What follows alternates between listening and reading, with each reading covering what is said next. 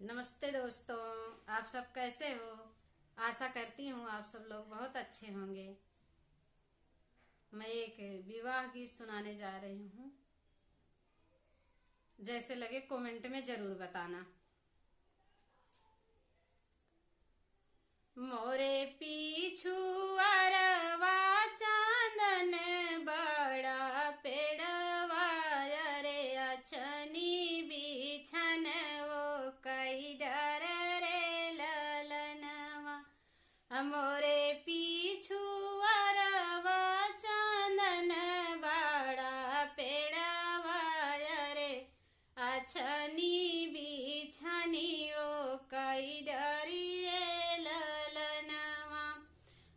तेही तारे मोरे बाबुल सोनावा संकल्प रे हेरई लागे सुधरा सोनार रे ललनवा।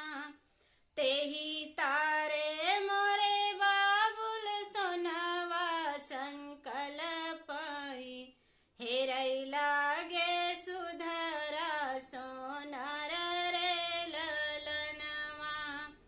गढ़ऊ सोनरा अंगना गढ़ऊ सोनरा कंगना रे गढ़ऊ सोनरा सोलह सिंगार रे ललनवा। रे गढ़ऊ सोनरा सोलह सिंगार रे ललनवा। इतना पहिरी बेटी चौके जबाई ठाई मोतिया बरन ढूरैया सुरे ललनवा। रे मोतिया बरन ढूरई आसुरे ललनवा। इतना पहिरी बेटी चौके जबाई ठाई रे मोतिया बारन ढूरैया सुरे ललनवा। भीतरा से निकरे हैं बपाई का मने रामा बेटी से पूछाई बात रे ललनवा। अरे बेटी से पूछाई बात रे ललनवा। की मोरी बेटी रे अनधान थोरे भाई की रे राम बारा छोट रे ललनवा। की मोरी बेटी रे अनधान थोरे भाई की रे राम बारा छोट रे ललनवा। अरे की रे राम बारा छोट रे ललनवा। नहीं मोरे बाबुल रे अनधाना थोरे भाई नाही राम बारा छोट रे ललनवा। अरे नाही राम बारा छोट रे ललनवा।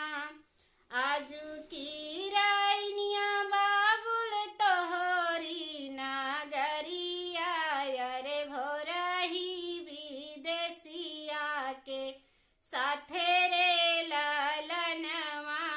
रे भोरही विदेशिया के साथे रे ललनवा। छूटी जई हैं माइया छूटी जई हैं बपाई अरे छूटी जई हैं गौना कई लोग रे ललनवा। अरे छूटी जई हैं गौना कई लोग रे ललनवा। छूटी जई हैं चाचा छूटी जई हैं चाची अरे छूटी जई हैं सखिया हमारी रे ललनवा। अरे छूटी जई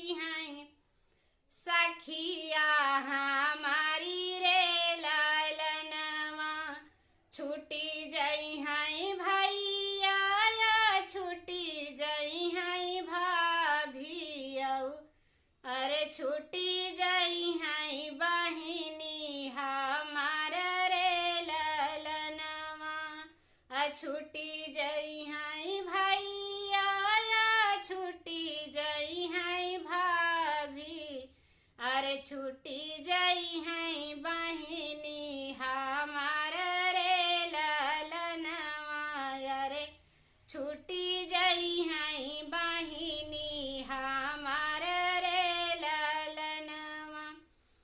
कहवा सुनऊ बेटी कहू न मन बैयर, चलियो परदेसिया के साथ रे ललनवा।